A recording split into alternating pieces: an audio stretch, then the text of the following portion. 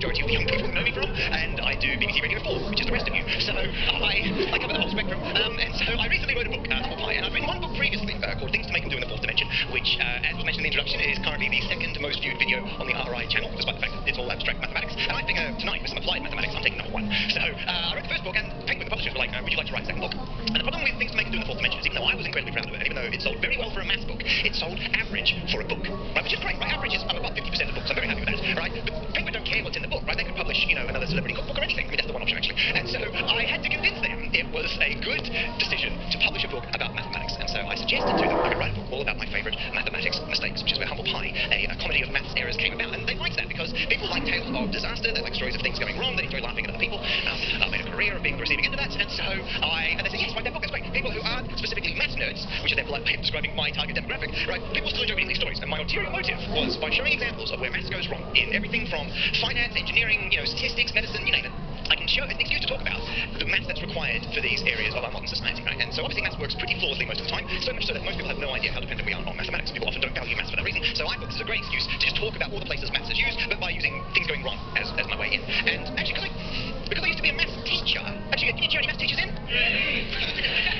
Hiding at the top, not sounding exciting. It's the end of half term, isn't it? Right, okay, there we are. So I used to be a maths teacher, just like 5 people cowering at the top of the room, and I left teaching, but I still remember now, a lot of young people, because when you're in school, you're forced to do maths, right? When you're forced to do it, a lot of people perceive mathematics as a subject where you have to get it right. Getting the right answer is everything. It's the be-all, end-all of mathematics. And as a teacher, that's not always strictly true, right? Maths is about trying something and getting it wrong, and then trying it again, hopefully getting it less wrong, and then more wrong, hopefully it converges in on the minimal amount of wrong possible. But it's a long, slow process of not understanding it and not doing it well. And it's always very disappointing when students, or even people in standard issue humans, are afraid to try some maths because they think if they don't get the right answer, they haven't done it correctly. And that's not true. If you get the wrong answer, you may still be correct and you're trying it, right? Mathematics is about learning and teaching a great answer thing. And so I thought, how can I kind of bring that approach to what will otherwise just be a random collection of math mistakes that haven't got any real meaning? And I started with an inspirational poster that I had when I was a teacher. And the inspirational posters are the staple of the teaching world, is what you decorate your classroom with. This was one of my absolute favourites. Education works best when all the parts are working. Now, let me just break this down for you. So, you've got cogs representing students, teachers, and parents. And the trouble is, when that big cog on the right, which represents students, if that rotates, let's say, clockwise, because it meshes with teachers, teachers have to rotate anti-clockwise. That's all very nice. But neither of them are going anywhere because parents are jamming up the whole system.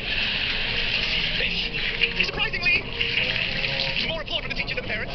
Surprisingly accurate poster in my humble experience, right? And then obviously, people just haven't thought through the geometry of this situation, right? If you have cogs, they have to go clockwise, anti-clockwise, clockwise, anti-clockwise. So when Manchester were unveiling their new approach to public transport, they went with the classic three-cog, making the city work together. Although people did point out and proceed to render in 3D, that's just this one point of view. Possibly from the side, it's fine. I said, well played, well played. Before you see is this, right? You don't look, that's deep. They were several steps ahead.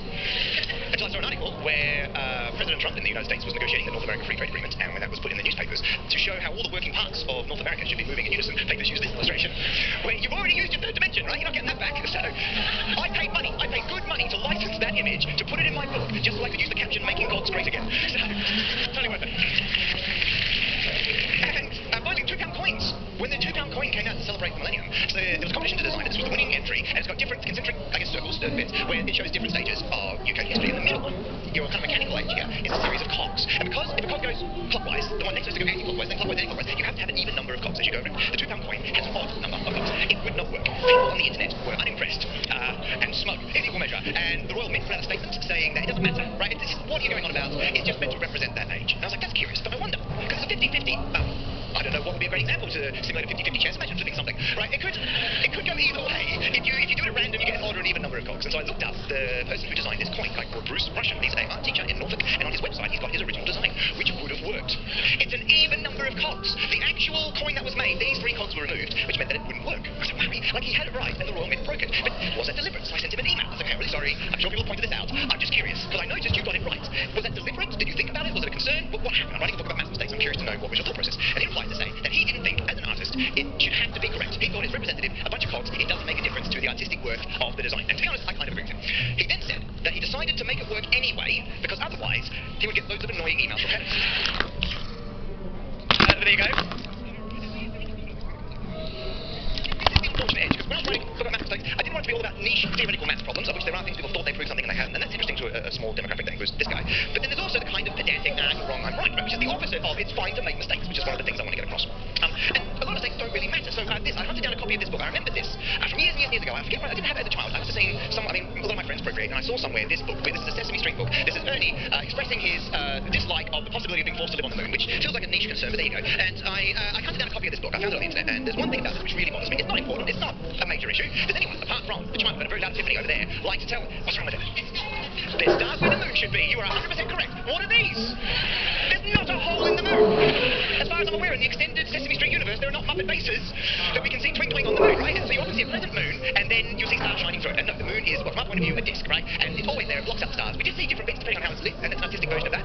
Bizarrely, I'm fine with that, right? But I'm like, the moon, they shouldn't show stars through the crescent moon, right? Come on, bit of astronomy, everybody. And then I was looking around for other examples. And actually, Sesame Street have done this more than once. And I was looking at, separately, the license plates from the state of Texas. So this is a plate from Texas, and as you can see, it's celebrating the fact that the shuttle was involved in Texas, and there's the shuttle. That's not a bad angle, actually, for the shuttle taking off. That's surprising. It hasn't got any of the boosters or anything, so it should maybe that's it landing. I don't know. I was distracted by, over here, that star. That star is dangerously close to that. But the only way I could know for sure would be to somehow buy some license plates from Texas. So I did that. And they arrived in the post. There we are. This is actually genuinely, I scanned it so I could get a high resolution version because all the ones online were too low res. And if you zoom right in and you fill in the rest of the moon, Texas. Undone by a lone star. So people have since pointed out that maybe it's marking where the first Apollo landing site was, and it's very close. I might give them that, to be entirely honest. But these problems, these two, they're not... Okay, if we're just talking about are there practical implications for the problems, in this case, I mean, don't get me wrong, I'm a big fan of getting maths correct and good maths PR and maths being important, but just practically, are they important? And sadly, in those cases, not really important. But sometimes the maths can be important. So you may have noticed, I am dancing around a very large Jenga tower. And I thought I'd have this set up during my show to artificially increase the amount of suspense for narrative purposes. No, so this is to show a fantastic effect about resonance. So this is a building, and we're going to show you in a second how a building resonates, hopefully to destruction. We'll see how lucky we get. Or unlucky, depending on what I'm trying to do at the time. Normally you will hear resonance discussed when it comes to bridges. And so there are a lot of bridges which have had resonance problems dating back into, I think the earliest one I've come across was in the 1800s, up near Manchester, where Salford is now. There was a bridge, and there were some troops marching over the bridge because they were all in step. They hit a resonance frequency of the bridge, and the bridge started to move, which apparently they thought was kind of fun. So they started singing a tune to match the bouncing bridge, really got involved, and it collapsed. And no one died. No one died. It's okay. It's difficult writing, because you know when you cover engineering and medical mistakes, when I was putting the book together, like every second story, everybody dies. I can't have a comedy book about maths, and every 4 pages, and then everybody died. Right? So I think in all the engineering examples, I'm going to give you nobody died. I think all the aviation stories in the book, nobody died. Don't get me wrong, people do die in aviation problems, just not the ones I put in the book. So that was the problem with the bridge in Manchester. In London, you've still got this one here. This is the Albert Bridge. All troops must break step when marching over this bridge. That sign is still there. Troops they must break step. Interestingly though, they must not break dance. Very different rule. And when I mention this, a lot of you are now thinking of one of two famous bridges, the Tacoma Narrows Bridge. This was a bridge in the US, Art Deco bridge, absolutely phenomenal, incredible amount of twist. Now, that's not your standard resonance from just people marching on it or even bursts of wind as you'll occasionally read online. This is resonating, but this is flutter. This is aerodynamic flutter from the wind coming up the valley where it was. And the flutter basically causes runway feedback, whereas the bridge came up, more wind pushed it higher up. When it finally bounced back and down, more wind pushed it down, and you got this feedback which led it to go more. Someone finally decided maybe they should leave their car. So you've got the Millennium Bridge in London. This was opened in the year 2000, and it was open for a couple of days before they had to close it. They took the footage. Now, if everyone's walking randomly, it should be fine, because they're not all going to match one particular frequency. But the footage, about 20% of the pedestrians, admittedly it's quite crowded, but 20% of them were all marching in sync. The bridge is moving about 7.5 centimeters.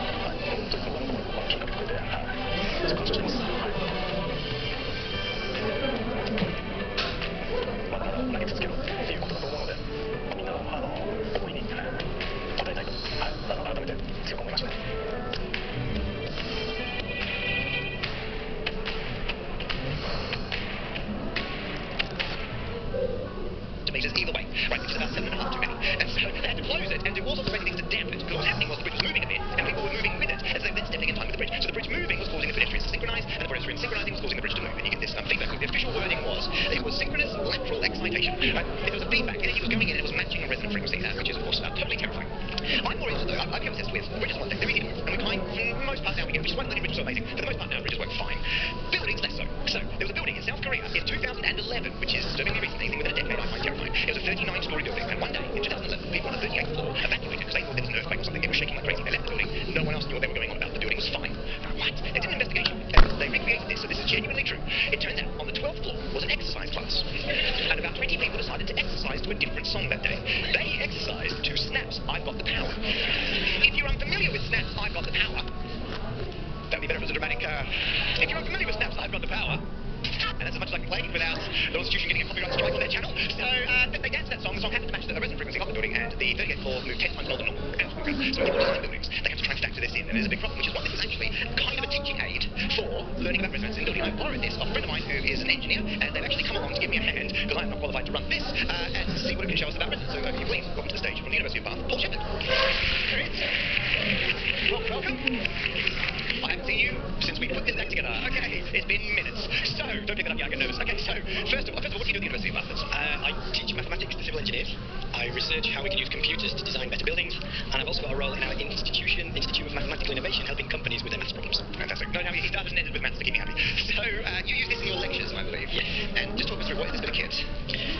Literally, it's a washing machine motor, but let's not go there. Right? It's a washing machine motor in a box. There's some magic in the box. It causes the base to move back and forth, vibrate, and I have here a button that you're not qualified to press, and a dial to make it go faster or slower. Can we, is this like a safe slow? Can we do it really? Do you want to leave it? What do you want to do? Okay, okay, okay. So can we show it in action at work? I'll catch it if it goes really slow, yeah? Like, Oh, that is fantastically slow. If anyone starts watching the video right now, they're like, it's playing at the wrong speed. It's still awake. So that's it, right? And on top of this, we've got a Jenga tower. Yeah. And what we want to demonstrate with this is that if you hit the resonant frequency of the Jenga tower, it will fall over. But to make it a challenge, first we're going to start with the frequency where it won't fall over. So we think with power, we're unconvinced. We put it back together and went, now it's slightly different. And we'll have a slightly different resonant frequency. Let's give it a so should we slam straight into the... Right. Yeah, I'm going to catch it just in case we get unlucky. Like if you get lucky, it goes that way. Oh yeah, right, that It goes that way. Here we go. It's fine, look at this. I would happily live in that building. So we've got a very wide frequency. It's shaking, don't get me wrong, it's shaking it all over the place, but it's not falling over. What we're going to do now is we're going to keep the amplitude the same, because we can't adjust it, and we're going to reduce the frequency so we're shaking it less. So do you want to reduce the frequency? Just slowly fix it down. So now, if you stand back, there's now less shaking. Wow, now I feel confident. Less shaking, and in theory, even though we're shaking it less, if we hit a resonant frequency, it will fall over. I think we're near one.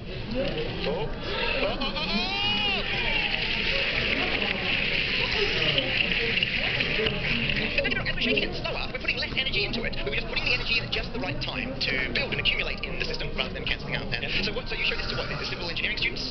Yes. We don't want that to happen to buildings, and there's a certain number of things we can change to the building to make sure that the frequency at which it would do that is different from the frequencies that it would see in its daily life. Okay, and we kind of tune it, the building away from.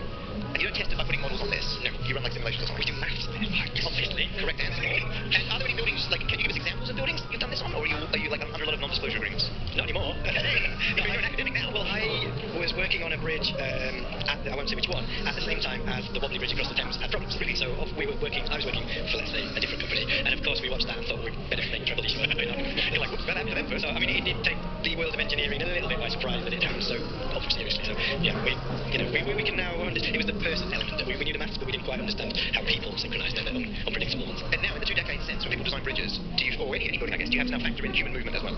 Yeah, after that happened, a lot of people did a lot of experiments and research to work out how it happens and to quantify it, and now that's all new research is taken into account when we design bridges today. Now, for this next, maybe huge round of applause for Paul Shepherd. I mean, it's literally just out of there now. Okay, so, but his mic has been turned off. Okay, right. So I think this is great because the thing about engineering is we're often building things beyond our current full mathematical understanding, right? We use maths to build things which no longer make sense intuitively. Because if you look at something like the Millennium Bridge, you can't just go, that will wobble at that point. Or indeed, most of the perfectly stable buildings, before we had computers and advanced maths, we built them out of massive bits of rocks where you can look at it and go, yep, that's not going anywhere. Right, whereas now we need computers and mathematics to check. And occasionally things go wrong. We will forget about a factor, or there's a new bit of mathematical behavior will emerge, and then the engineering industry learns, improves, and the maths is developed, and we carry on building more and more ridiculous things. Okay, so I'm going to leave these here and continue to carefully dance around them. What I thought I would do, because I've got one more guest at the end who's got something else I want to show you, but between now and then, I had so many stories, because this is like, I had hundreds and hundreds of stories, of which a couple hundred made it into the book, and I couldn't decide which ones I was going to show you here today. So what I thought I would do is pick them at random. So I have here a spinning wheel, and so what we can do is, if we spin the wheel, right, it'll settle on one of the colours. This is not here I've got a breakdown of what the colours mean. So we would do a story about programming, right? Look, programming story. I get a programming story on the laptop, we do it, we have a great time, we do this a few times, then we bring them fun again. Very straightforward. So I'm going to get some volunteers to come down and not yet. You haven't heard all the rules. I think I'm going to do this 3 times. I guess 3 times. So my plan is, if we have 3 different volunteers, we will start with a very young volunteer, we will then have more of a teenage high school volunteer, and then we'll have an adult volunteer. So if people watch this quickly, or it's edited down, it will have the one volunteer aging rapidly throughout the talk. Okay, so are there any... Wait, the sentence. Any young volunteers who would like to come down with me first? Over there, right back. Give me a wave. You get a round of applause. Come on down. Hi. Very nice to meet you. What's your name? Mario. Mario, nice to meet you. Let's go here, Mario. So you can see I've got my spinning here. What I'm going to do is to grab one of these and just give it a real spin, and we'll see which of any of the colours it ends up on. Off you go. Good spin. Whatever colour it is, just say the category nice and loud. Oh, it's just in green. What's green? Thank you very much. Give it a round of applause. Give me a second to find my probability slides. There we go. Okay, so we're going to start with the tale about probability and how humans are bad at probability. And this is one of my favourite examples where we can try to scam someone, right? We can try and trick someone into thinking it's a fair game, but actually it's not. So for this, I need a volunteer. However, I'm going to take one from someone right up the top. Is there anyone? Because you don't have to come down for this. You remain completely in situ. Let's go with first over there, leading on the right, at the back. Yep, give me a wave. Thanks. What's your name, very loud? There we go. Okay, so what we're going to do, right? We're going to flip a coin down here. It's going to be heads or tails, right? And you're going to try and predict if it's heads or tails. Has anyone down here got a coin? Any adults got a coin they're prepared to flip for me? So you have to be a coin flipper. Okay, you can say that you've got a coin, very straightforward. Okay, right. So what we're going to do is flip a coin. You're going to predict. Would you like heads or tails? You feel like this is going to be a double-sided coin. I feel like we're having more of a conversation than I expected. Let's have a look. Give me the coin. Oh my goodness. Okay, ready? Who would you like to verify the coin? Pick a human. The one next to you. Pick a human who's closer to me than you. It's okay, I've got a solution, don't worry. Would anyone like to know? Okay. Who? There. That one. Okay. Can you have a look at that? Is it a head on both sides? No, the tail's on one side. Excellent. Wow. That was anticlimactic. Here you are. You are now deemed trustworthy. By simply saying either the word heads or the word tails, or what do you think it's going to be? Tails. Okay, everyone in your own mind decide what you think it's going to be. Heads. Okay, very much. Okay. Flip it and then call it out nice and loud so we can all hear it. Good flip. Solid flip. What is it? Tails. Who's right? Hands up if you're right. Okay, after you. Hands up if you're wrong. Okay, nothing more because, adorable kid. Okay.